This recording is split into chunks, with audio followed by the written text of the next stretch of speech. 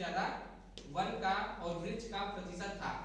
उसके बाद अंग्रेजों का शासन आया, तो जो भी बढ़िया बढ़िया लकड़ियां थी, कीमती थी, अंग्रेज क्या करते थे, कटवा करके अपने देश ब्रिटेन और भी देश में ले जाया करते थे और बहुत सारी कीमती सामान बनाया करते थे। उसी के साथ साथ जो भी भारत में जनजातियां रहती थी, तो बिना किसी नियम कानून के वह सब वृक्षों को काट करके अपने यूज के लिए लिया करती थी। तो धीरे धीरे वन का परसेंटेज कम होता गया और इसी को देखते हुए अंग्रेजों ने ही 1927 में वन अधिनियम को बनाया। तो वन अधिनियम में टोटल बात करें तो 13 अध्याय हैं और 85 क्या है, धाराएं हैं। तो अध्याय 1 की बात करेंगे हम लोग, इसमें टोटल केवल 2 धाराएं हैं और यह जो अधिनियम है इसमें अलग अलग राज्य अपने हिसाब से संशोधन भी करते हैं। तो उत्तर प्रदेश के द्वारा वर्ष 2000 में लेटेस्ट इसमें संशोधन किया गया है और यह जो अधिनियम है पूरे संपूर्ण भारत पर लागू होगा। राज्य इसमें अपने हिसाब से संशोधन करते रहते हैं और इसके जो धारा 1 का पहला पॉइंट है इसे कहा गया है, इसका नाम होगा भारतीय वन अधिनियम 1927। आपको पूरे भारत का मैप दिख रहा होगा और यहाँ पर है उत्तर प्रदेश। तो वर्ष 2000 में उत्तर प्रदेश में संशोधन किया गया है लेटेस्ट और पूरे भारत में जो है कि वन अधिनियम लागू है। हम लोग चलते हैं थोड़ा आगे।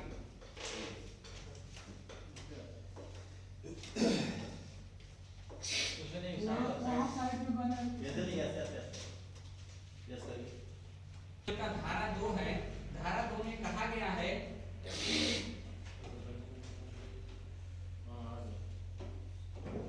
धारा 2 में जो पहला पॉइंट है इसमें बताया गया है कि वन अधिनियम के अंतर्गत कौन कौन से जो है कि जानवर आएंगे। तो मैक्सिमम का यहाँ पर इमेज लगा है, जैसे कि इसमें पशु के अंतर्गत हाथी, ऊंट, भैंस, घोड़े, घोड़ियां, खस्सी, टट्टू, बछड़े और बछड़ियां, खच्चर, गधे, सुअर और मेढ़े, मेढ़ियां, भेड़े, मेमने और बकरियों के भी मेमने शामिल हैं। लेकिन संशोधन करके इसमें बकरियों के मेमने के पहले बकरियों को भी इसमें स्थान दिया गया। ठीक है, अब इसके बाद हमारा आता है, सभी का इमेज लगा है जो कि इसमें नीचे से नीचे साइड और अधिनियम धारा 2 के अंतर्गत जो दूसरा पॉइंट है, वन अधिकारी किसी ऐसे व्यक्ति को अभिप्रेत यानी कि वन अधिकारी किसी ऐसे व्यक्ति को इसके संरक्षण के लिए नियुक्त करेगा जो कि वन अधिनियम के तहत वृक्षों का संरक्षण कर सके। तो इसमें कुछ बहुत ज्यादा नहीं है। और धारा 2 के जो चौथे पॉइंट में आता है वन उपज के बारे में बताया गया है।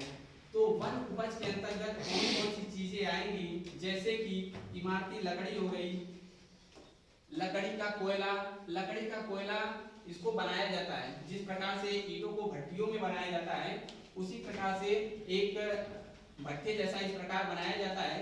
इसमें छोटा सा द्वार रहता है और इसमें बहुत सारी लकड़ियों को इसी तरीके से भर करके और साइड से इसमें आग लगा दिया जाता है और लगभग 1 हफ्ते के प्रोसेस के बाद लकड़ी का कोयला एकदम तैयार हो जाता है। उसी प्रकार से इसको कोयले की तरह यूज कर सकते हैं। इसके अलावा कुचुक हो गया, खैर हो गया, लकड़ी का तेल हो गया, राल हो गया, इससे कोयला बनाया जाएगा 25 रुपए किलो के आसपास दिया।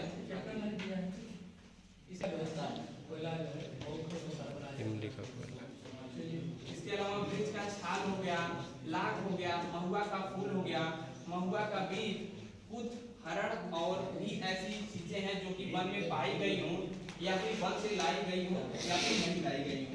ठीक है, इसके बाद अगला जो आता है टॉपिक वन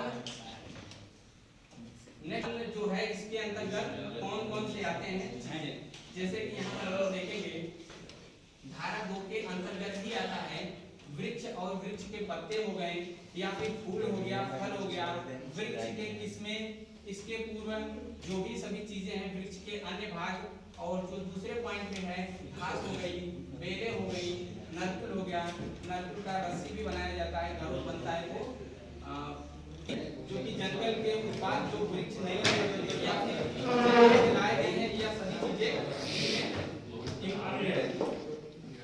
नेक्स्ट आता है हमारा